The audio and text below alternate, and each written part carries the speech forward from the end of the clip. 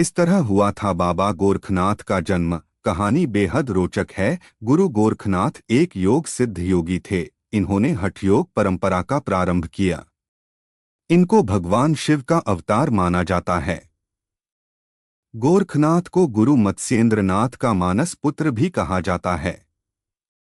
मान्यता के अनुसार एक बार गुरु मत्स्येंद्रनाथ भिक्षा मांगने एक गांव गए। एक घर में भिक्षा देते हुए स्त्री बड़ी उदास दिखाई दी, तो गुरु ने पूछा, क्या समस्या है? स्त्री बोली, मेरी कोई संतान नहीं है।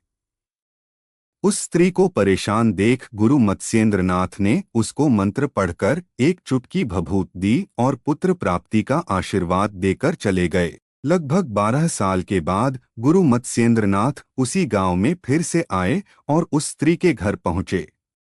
दरवाजे के बाहर से आवाज लगाकर स्त्री को बुलाया और कहा, अब तो पुत्र 12 साल का हो गया होगा।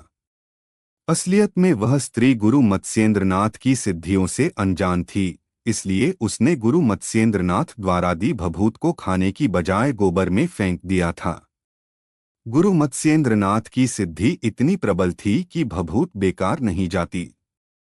स्त्री घबरा गई और सारी बात बताई कि मैंने भभूत को गोबर में फेंक दिया था। गुरु मत्स्येंद्रनाथ ने कहा, वह स्थान दिखाओ। वहां जाकर देखा तो एक गाय गोबर से भरे एक गड्ढे के ऊपर खड़ी है और अपना दूध उस गड्ढे में झलका रही है। तब गुरु ने उस स्थान पर बालक को आवाज लगाई। गुरु मत्स्येंद्रनाथ की आवाज से उस गोबर वाली जगह से एक 12 वर्ष सुंदर आकर्षक बालक बाहर निकला और हाथ जोड़कर गुरु मत्स्येंद्रनाथ के सामने खड़ा हो गया। इस प्रकार बाबा गोरखनाथ का जन्म स्त्री के गर्भ से नहीं, बल्कि गोबर और गो द्वारा की जाने वाली रक्षा से हुआ था।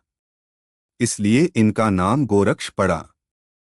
इस बालक को गुरु मत्स्येंद्रनाथ अपने साथ लेकर चले गए और आगे चलकर यही बालक गुरु गोरखनाथ बने। गोरक्षनाथ ने ही नाथ योग की परंपरा शुरू की और आज हम जितने भी आसन, प्राणायाम, षटकर्म, मुद्रा, नादानुसंधान या कुंडलिनी आदि योग साधनाओं की बात करते हैं, सब इन्हीं की देन है।